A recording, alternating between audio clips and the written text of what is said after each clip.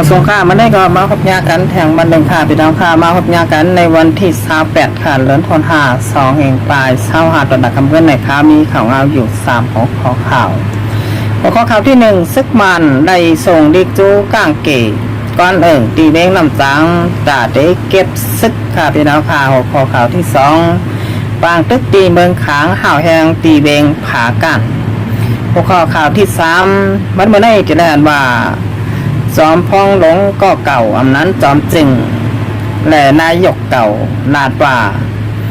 เอ๋เพียวมวยจุ่มซึกว่าอยู่ตัวเป็นอยู่SAป้อมกึดส่งยาเมากำเข้าเมืองไทยค่ะพี่น้องค่ะ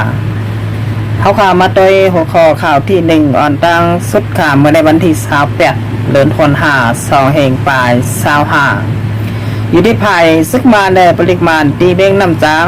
ส่งลิกจูก้อนลุงกลางลุงเก๋ลุงเหงในปอกในหย่อมปอก1แลปอก2ตีเบ้งน้ำจังนั่นหลักว่าปอก1เตเก็ตตา20ก่อปอก2เตเก็ตตา10ก่อปอก3แลปอก4แต่ไปไล่หูจอมโหย่อยยำมันขาดพี่น้องค่ะซึ่งมันดาดว่าให้คนเมืองอันมีลายสื่อปอก1และปอก2ให้กว่าจกเมตีตับหมานค่ะพี่น้องค่ะเปิดตาเด้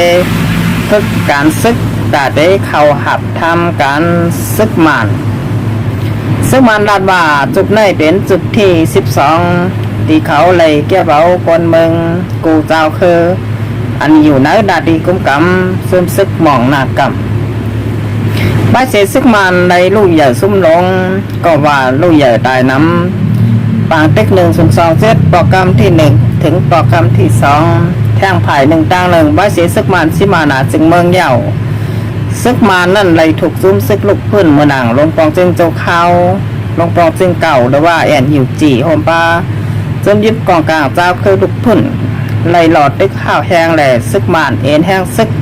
มีหนาค่ะพองยามต่อเลี้ยวเอามาจุ้มเจ้าเคยหลายเผยก็เย่าอยู่ในนาทีคุ้มกำเจเอาหมดค่ะพี่น้องค่ะเมื่อก่อนป่นมาข่าวตัง60-70 ปีซึกมันเอาค่ะพ่อเป็นเจ้าเคยต่างเจ้าเคยไว้วันมาได้ซึกมันเอากูเจ้าเคยค่ะย้อนบ่าซึกมันนั่นแห้งซึกเขาหนาเย่าแหล่เตียวซึกเดี๋ยวพ่อแม่คนเมืองกูเจ้าเคยอันอยู่สร้างกินเช้าใต้นาดีกุมกำขาวันเมื่อไหร่ก็ไล่ส่งลิกจูก้อนแลลุงก้างลุงเก๋ตีเบ้งน้ำจัง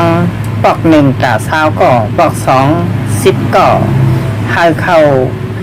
จกเมอำนั้นให้เข้าจกเบอร์ค่ะพี่น้องค่ะเผาเตะไรกว่าเผาเตะไรอยู่ก็นั้นพ่อแม่คนเมืองแต่ไม่ใจอยู่ค่ะย้อนว่าใครเฮ็ดซึกมันย้อนว่าซึกมันเจอเจ้าคือเขาสั่งพี่น้องค่ะกว่าเฮ็ดซึกมันก็เหมือนตั้งปั่นแห้งให้ซึกมันกำลำชา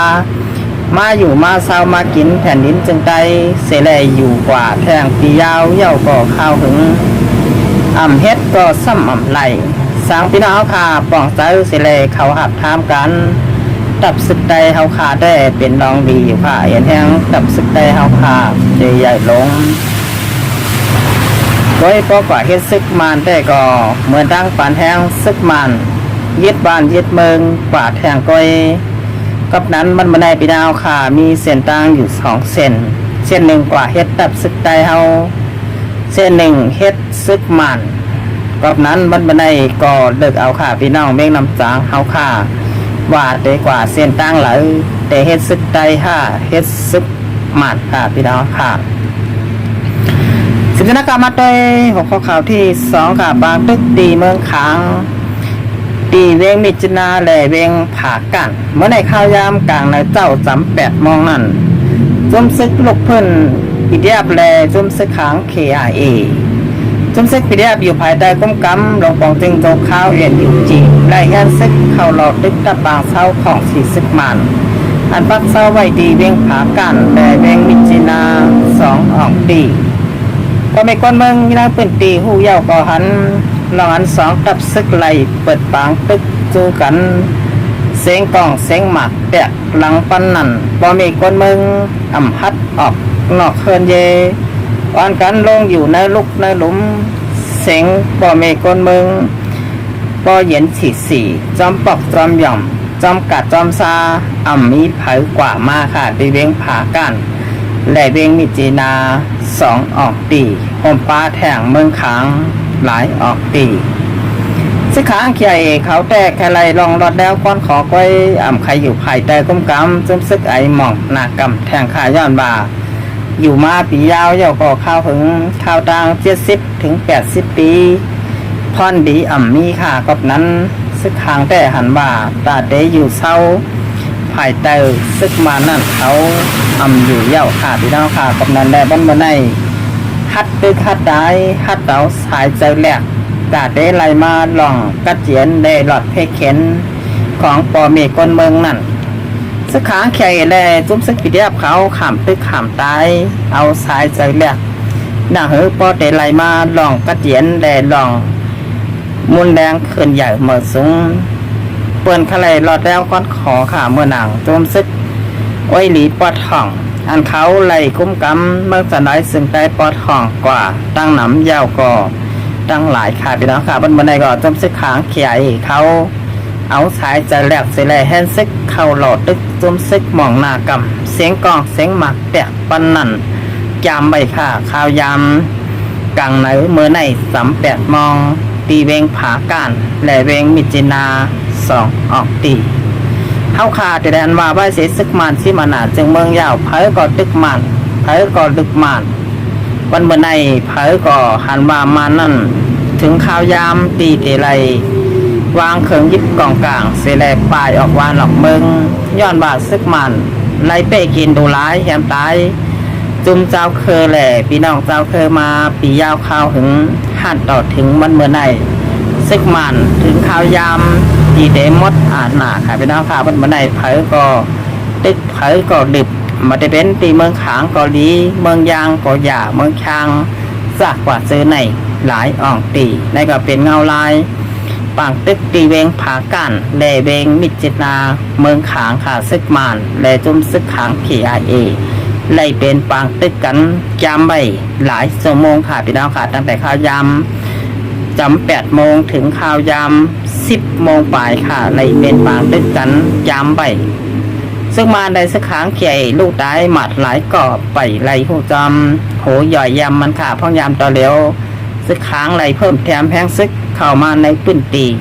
ปีกเส้นทางปันจมซึกบองหน้ากำเขาเพิ่มแถมแพงซึกเข้าในปืนตีเมื่อนานยังงานได้ยังหมายสักครั้งจางเตะกว่าถึงตียอดฮอดถึงตีปลายไรค่ายอดป่าซึกขางเขานั่นคัดเจอดึกคัดเจอเพียวคัดเจอดึกอยู่กูมือกูวันจางเปลี่ยนมาไหลวันเมื่อนาค่ะสั่งว่าเขาคัดเจอกว่าถึงปียังหมายไรค่ะพี่น้องค่ะสิบชนะคะมาด้วยทางหัวข้อข่าวที่3เมื่อวานในที่ไรอันบาจอมจึงก็เก่าทักษิณนั้นนายกทักษิณค่ะพี่น้องค่ะเป็นนายกเก่าจอมจึงเก่าเมืองจึงไทยไล่ขึ้นปากุ้มตีลุ่มนั้นโครงการเกี่ยวกับเลยลองเพียวม้อยยาเมากำตี1ตีเมืองไทยหลัดกว่าดีผู้สื่อข่าวว่าถึงข้าวยำเย่าขาดตีเดไลหาลอกลายแก้ลิดปัญหาปัญญาเมากำนั่นข่าวมาขายตีเมืองไทยสังขาวตียับตีเมืองไทยกวยตียับยาปีเงาแหล่ข้าวหึงก็ถึงตียังหมายไรค่ะย้อนบาคนกล้าขายเข้ามาขู่วันเมื่อในจอมจึงเก่านายกเก่านั้นทักษิณลาดบาก็นั้นเฮ็ดดอกยาเมากำก็เป็นซึกว่าอยู่แต่เป็นอยู่SAกำสื่อเขาสื่อเครื่องยิบอันตันอันขึ้นกับขึ้นปานซื้อมาตีเมืองเขเครื่องเฮ็ดยาเมากำนั่นซื้อมาตีเมืองเขสิแลเฮ็ดไหลดังน้ำยาวก็ตั้งหลายก้อยเขาส่งเข้าเมืองเขค่ะส่งเข้าเมืองไทยเฮ็ดให้ลูกหลานแต่คนเมืองนั่นไหลจับยาจับผินกว่าก็มีไว้ดังน้ำวันเมื่อไหร่เดี๋ยวไรหันว่าภายดังเมืองจึงไทยหลวงปองจึงเก่านั้นนายกเก่าลาดกว่าตีผู้สื่อข่าวว่าเจ็บปันข้าวยามตา3 เดือน ตาเตเข้าครบทบอุบโอลกย้อนหาซึกมันแลดังเมืองเขจอยแกดิดปัญหาเกี่ยวกับเลยลองยาเมากำหาซึกว่านั่นกึดกือลองเฮ็ดยาเมากำเสแลส่งเข้าเมืองไทยสังไผ่ดังเมืองโฮมตุ้มเมียนมามีน้องหลายเขาเลยเมืองเขแผ่นดินใหญ่จอยสังแกดิดปัญหาสังไหลภายทั้งเมืองสึกไทยหลาดว่าเต๋เพียวม่อยหังปวยเต๋เพียวม่อยกวาดล่างจุมซึกว่าปางทางซ้อมแหลนดินเมืองไทยแหล่เมืองไตก็ว่าเมืองโฮมตุ้มก็ว่าค่ะพี่น้องค่ะย้อนมาย่ามพองต่อเลี้ยวเอามาได้เป็นซ้อมขอบน้ำแหลนดินเมืองไทยแหล่เมืองไตนั่นเดี๋ยวไรหันว่าหน้ากองมูปุ่งปากแคมเมืองสัตว์เยาก็แข่งหลายอ่องตีจับกันแดนดินเมืองไทยแหล่เมืองไทยนั่นซึกว่าเขาอยู่เศร้าหนักใบกับนันแดเขาลาดว่าเตหาล็อกลายจ่องซ้ำยามมีห้าลองเพียวมวยสุมันกล้าขายยาวเมากำก็ยามมีค่ะพี่น้องค่ะเมื่อปันเจ้าขนสาตีหินแตกนั้นวานเถิดไทยยามเดียวอยู่ไว้ในนาตีกลมกำเมืองสึงไทยค่ะบายเสเมืองไทยนั่นแฮนซึกเข้าหลอดตึกโขบซิมเอาไหลตาปางเศร้าของคนสาอันเข้ามาอยู่ไว้ดีหินแตกค่ะพี่น้องค่ะกบนันแดแต่ละหันว่าพวกเขาหัดตึกหัดยือเฮ็ดเต้เอาเต้ก็อ่องเป้ผู้เขียนในอยู่ค่ะเมื่อก่อนป้นมาก็ยามตึกเอาตีอยู่เก่าของคนสาดีหินแตกยามพองต่อเลี้ยวเป็นวานเทิดไทยหินแตกค่ะพี่น้องค่ะกบนันแดจอมขอบน้ำแลนดินเมืองไทยแหล่เมืองไตนั่นเฮาขาดได้หันว่าซึกว่าเขาอยู่เศร้าเต็มกว่าเสียงมดเอามาได้เบนตีจำเมียงยังสอนมาได้เบนจำตีเมืองปลายแด่เมืองจึงไทยแท่งหลายอ่องตีเฮาขาเปิดโดยเงาลายขาวันเมื่อในภายดังเมืองจึงไทยจ่องซ้ำเตลาดเตเฮ็ดเตเมื่อนางตีลาดใบห้าเมื่อนางตีจอมจึงก็เก่านายกทักษิณตีลาดกว่ามือว่าลาดว่าถึงข้าวยำเย่าขาเตไหลเฮ็ดเต้เอาเต้สังเขาเฮ็ดเต้ก็เหมือนว่าเปิ้นนำโคกินเปิ้นนำสร้างกินค่ะพี่น้องค่ะกำลังแดดเตไหลเฮ็ดไทยพี่น้องตั้งกำผ่าแดพี่น้องตั้งโลกเขาหู้เย่าก็หันดองกันว่าไทยนั่นเพียวไม่ยาเมากำเอาเต้เฮ็ดเต้แหล่เต้อ่องเต้แหล่อ่องหมานกว่าไหลว่าไหนคนมาในพอมีคนบางใจเฮาขาก็ไข่หันดองอันสึกไทยเต๋เพียวใหม่พี่น้องว่าปางสร้างอันมาอยู่จอมขับน้ำแดนดินเมืองไตแหล่จำใบเมืองสึงไทยหมางตีมาอยู่ไว้ในแผ่นดินไทยค่ะเมืองหนังตีเมืองปลายลอยโหมาแหล่เฮาขาเต๋เลยหันว่าตับลองลงลอยโหมาเมื่อก่อนป้นมาก็ยามมีข่าวลือหลังก็ให้ซึ่งว่าก็ไปถอยเลยไปถอนค่ะพี่น้องค่ะบนมือนามาจ่องเสียงกองซ้ำติดแต่ค่าซึ่งว่าอยู่เปิ้นอยู่SAพี่น้องว่าปางสร้างจ่องเตะสร้างล่างเลยเย้าอยากเขกขาดีงามจอมขอบน้ำแลนดินเมืองไทยอันในเฮาขาเปิด10โดยเงาลายกว่าจอมกันค่ะบนมือในก็รีสนใจตีเมืองไทยเขานั่นต้องโตเลยต้องตื่นหลัดกว่ากำสื่อว่าโกนเฮ็ดยาเมากำเป็นซึกว่าอยู่ตัวอยู่SAซึกเครื่องเฮ็ดยาเมากำมาตีเมืองเขค่ะพี่น้องค่ะในก็เป็นรองตรงหนึ่งนายกนั้นจอมจึงเก่าเมืองจึงไทย